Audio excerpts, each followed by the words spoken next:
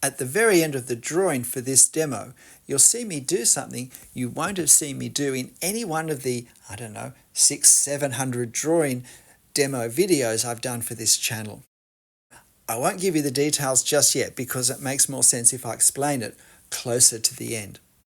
But it's a really important point. It's something I've talked about. It's something I've encouraged you to do, but it's not something I've had to do myself. And I'm really glad I thought of it because I think it both helped the drawing, but is also possibly the most valuable lesson of this whole demo. It's not just the marks we put on the paper and the drawing we create, but it's understanding a drawing process in a way that's going to help us create the best drawing that we can. But in the meantime, I'm using a 0.3mm pen. You're watching this at 4 times my drawing speed, so if you want to slow it down using the YouTube option for that, you can. And it took me about 50 minutes to draw in real time. Now, garden scenes can be tricky because there's so much detail. And when I looked at this, I thought, well, there's 2 ways I can go. Always take time to strategize at the start of a drawing how you're going to approach it, what techniques you're going to use, and then try and visualize how it's going to look at the end. Because if we can, even in a vague way, visualize how we want our drawing to look, it will guide our mark making. It will guide our choices, and means that from the very start, with every mark we make, we're working towards a consistent end point.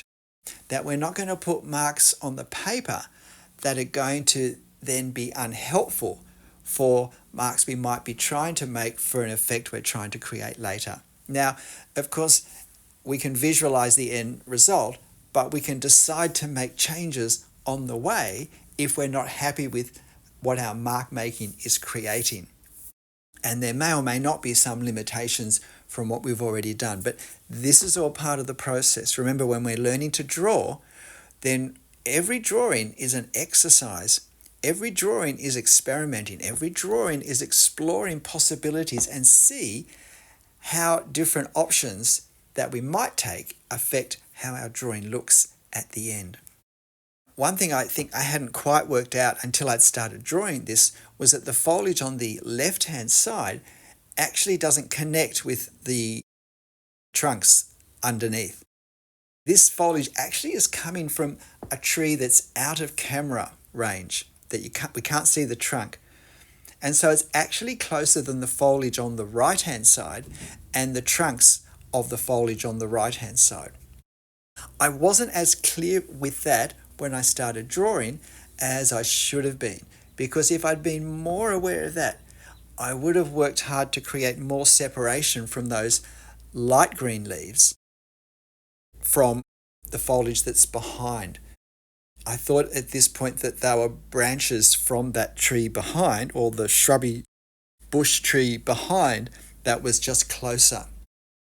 Working hard in a scene like this to really understand what's what connects with what, and what's closest, what's the next furthest back, and what's the further back again is really important. And I wish I'd just taken a minute longer to sort that out before I started putting pen on paper, because as I said, it would have changed some things that I did. However, it is what it is, and pushing on and not endlessly restarting is also, I think, a very helpful attitude to have when we draw. There are 2 ways I could have taken this. I could have gone for a fairly sparse linear approach where I'm really sort of outlining shapes and forms and keeping it fairly minimalist in terms of ink on the paper. If I was really short of time, if this was a really quick sketch, if it was going to be a 10 or 15 minute quick drawing, then that would have been a good option. However, I am at the moment really enjoying using hatching to create value as a way of tackling some of the complexity of nature scenes, normally in the Australian bush, but in this case in a garden setting. And so I thought I'd continue doing that. So I settled down for a longer drawing session than I normally do and start to play around with these lines.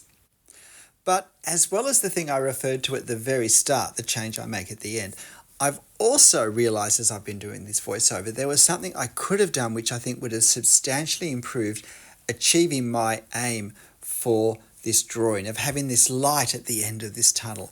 And so I've actually added a part to the video after I've removed the tape and done the final adjustments. I then put the tape back on.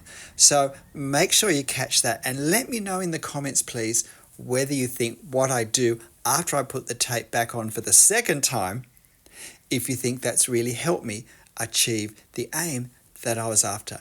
It's important to take every opportunity our drawing gives us to work out how we can improve what we do.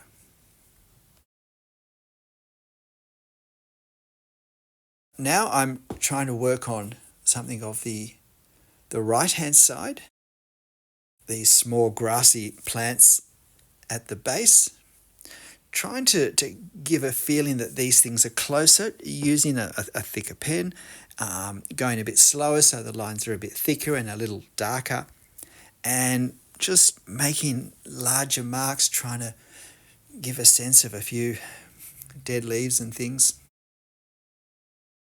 And so now just switch to my 0.1 millimeter pen. I'm using one or the other. The 0.3 has the green tape on it, which I put on that pen when it was new so that I would know that this is a new pen with a lot of ink. And then, of course, I never took it off, but it still seems to be working fine. So it now says, this is the pen you normally use. So if I feel like that's helpful, I go for that one. Sometimes I deliberately try and find a pen that's a bit half dry because that creates a certain effect that I can't get with a pen that has a good supply of ink flowing through the nib. So don't rush to throw pens out when the amount of ink starts to impact how the line looks. Use that as another tool to create an effect that's different to the effect you'll create with a fully inked up pen. And now I'm worked out that I didn't have enough of this light green leaf matter foliage coming across onto the right hand side. So I'm just adding a bit more. Always take opportunities to correct things that we realize we either haven't done right or we simply think, I think this will improve how it looks. And so I'm trying to work out the hatching, the marks to make the right hand side look a bit different to the foliage on the left hand side. And there's quite a lot of more of the same. But if I'd been sitting in the garden on the day I took this photo, it was a lovely warm sunny afternoon, and if I'd sat in the shade, it was lovely and cool, and I think I could have been quite happy sitting there trying to draw this on location. But as is so often the case, as I'm sure many of you know, there's someone else in the car who's keen to get moving. Trying to create value at this stage, trying to create darkness with my hatching. Starting to wonder whether it was ever going to end as well. I find with scenes such as this, if we're not basically outlining shapes, then trying to see the values and to create those values in what we draw is important. Now just doing a bit of light hatching on the pathway, and I'm deliberately trying to create a bit of a ridge between the left and the right hand side, just so it doesn't look straight and smooth, because it wasn't straight and smooth. It was a bit of a bumpy pathway. And when we're doing little indications of gravel or leaves, whatnot, it's really important that we remember foreshortening. And so draw a few really close to us, which in this case is right down the very bottom, because that's the closest part. Draw a couple of things like that in more detail, but very quickly reduce them to tiny, thin lines or dots. And don't do the dots even all the way back. Preserve some white paper as being, well, that's so far back that we really can't see the individual bits of gravel or leaf matter. It really just becomes a very light grey value. So in a minute, you're going to see the thing that I've never actually done before, but I have advised as a possibility. And it's a possibility when we don't like the way our drawing is turning out. At this point, I wasn't sure whether I was going to use this drawing as a video subject, as a video demo, because I really felt that it was just all too mid-tony. And I was wishing I'd gone darker on the right-hand side. And one thing I've said in videos, and I had about a 3 or 4 minute gap in between taking the tape off and putting it back on while I was lamenting the effect. And then I thought, well, why not do what you say, Stephen?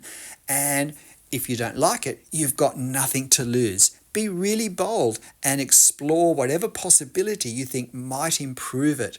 Because even if it ends up not being a salvageable drawing as such, we learn from it. And we're going to learn a whole lot from it by seeing what would have happened, at least in part of the drawing, if we did what we now have the idea might be helpful. So I'm just doing really broad hatching over the entire right-hand side darker foliage. And if we look at the reference photo, we can see that it's a lot darker from the right to left-hand side of the drawing. And we didn't have that in my drawing. So I'm just working at making it darker. And I've also decided that I'm going to make that change that I mentioned before on camera. So in a second, I'll take this tape off and do a few little adjustments. But then you'll see me put the tape back on. And that's a bit of video I've added now to this. And I make that change that I said I thought of making while I was doing the voiceover. And that's to darken the pathway, particularly towards the front. Because I thought it just looks in value too light compared to in the reference. And remember at the start I said that part of the effect I wanted to create was the sense of looking through this tunnel, through this snaking pathway to the light. And by making the ground, particularly towards the front, darker and then gradating that into the light, I make the light feel lighter. I'm not making it lighter. I'm not making the white of the paper whiter. But by darkening the dark, I'll perceive the light as being lighter, the light at the end of the tunnel, so to speak. What do you think? Do you think it helps my drawing to have made this change? It's never too late to make changes to our drawing. And here's a couple more after I finish the pathway. G'day, I'm Stephen Travers. Look, I hope you found this demo of my drawing, but also of my process and my thinking and my putting into action some of the advice I give. Do you think that taking my own advice has helped this drawing? I think it has. It's never going to be one of my best drawings, but I think I've improved it, and I hope that it encourages you not to give up.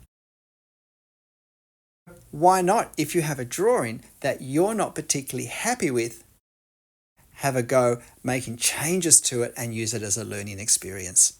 And please let me know in the comment whether you think it really helped it or not. But in the end, whatever you draw, however you draw it, however it turns out, and however you use it, make sure you have fun. I'll see you next time. Bye.